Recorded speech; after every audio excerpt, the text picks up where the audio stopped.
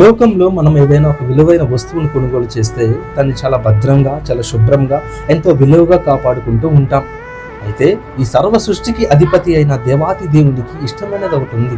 దాని నిమిత్తం తన తండ్రిని విడిచాడు, తన పరమును విడిచాడు, తన సమస్త ఆధిపత్యాన్ని విడిచి ఈ లోకానికి ఒక దేవుడిగా వచ్చాడు. ఎందుకు ఆయన ఈ దృష్టిలో విలువైనది ఏంటి? బైబిల్ దాని గురించి ఏం చెప్తుంది?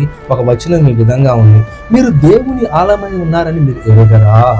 అవును, అవకాశం ఇస్తే దేవునికి మనమే ఆయన నివసించు ఆలయంగా ఉన్నాము. అయితే కొందరికి విలువ తెలియక ఎవరో విలువ ఇవ్వలేదని, దేనికి పనికిరాని వారమని నిరుత్సాహ స్థితిలోకి వెళ్ళిపోతూ ఉంటారు. అయితే గమనించండి, దేవునికి మాత్రమే మీ విలువ తెలుసు. అందుకే ఆయన మీకోసం తన ప్రాణమును సైతం అర్పించి ఉన్నారు.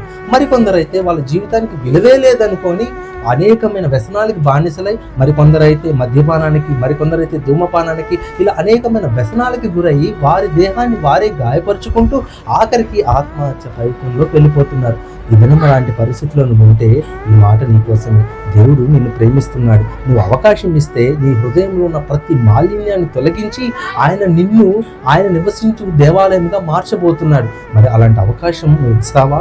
ఈ దినం నువ్వు అటువంటి అవకాశం ఇస్తే దేవుడు నీ హృదయంలో నివసించడానికి సిద్ధంగా ఉన్నాడు. నీ పరిస్థితిని మార్చడానికి సిద్ధంగా ఉన్నాడు. ఆయనకి అవకాశం ఉంటే నువ్వు సిద్ధంగా ఉన్నావా? అలాంటి కృప, అలాంటి సహాయం దేవుడు మనకి దయచేయను గాక.